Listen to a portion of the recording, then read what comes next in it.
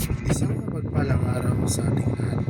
Ako ang inyong lingkod, Elijah Bolden Valdez, at welcome sa ating daily devotions.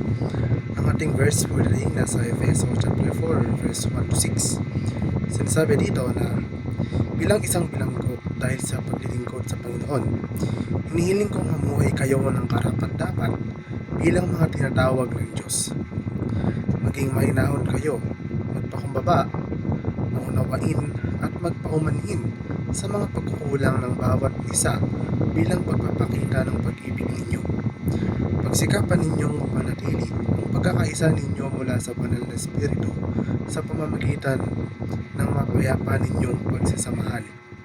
Sapagkat iisang katawan lamang tayo na may isang banal na espiritu at iisa rin ang pag-asang binigay sa atin nang tawagin tayo ng Diyos.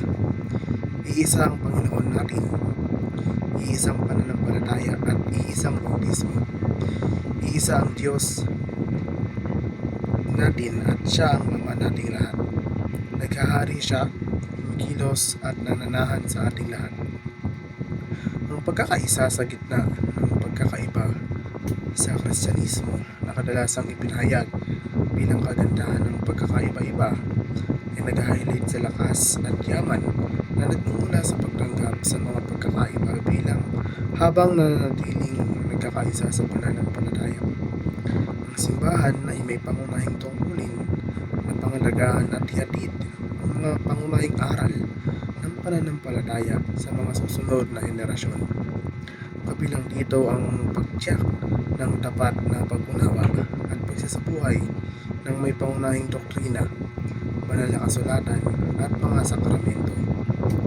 Sa mapagmahal na relasyon, ang pag-ibig, ang ibig sabihin ng sang-ayon na hindi sumang-ayon, ay pagkilala at paggalang ng iba't ibang opinyon at pananaw ay wasto, nang hindi kinakailangang lutasin o baguhin.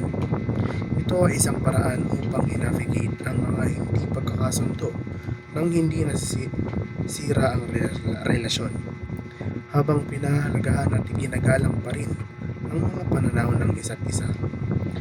Ang pagiging mapagbigay sa mga di mahalagang doktrina ay nangangahulugan ng pakikitungo sa iba ng may kabaitan at paggalang, kahit na may iba't ibang paniniwala sila sa mga bagay na hindi pundasyon ng kaligtasan.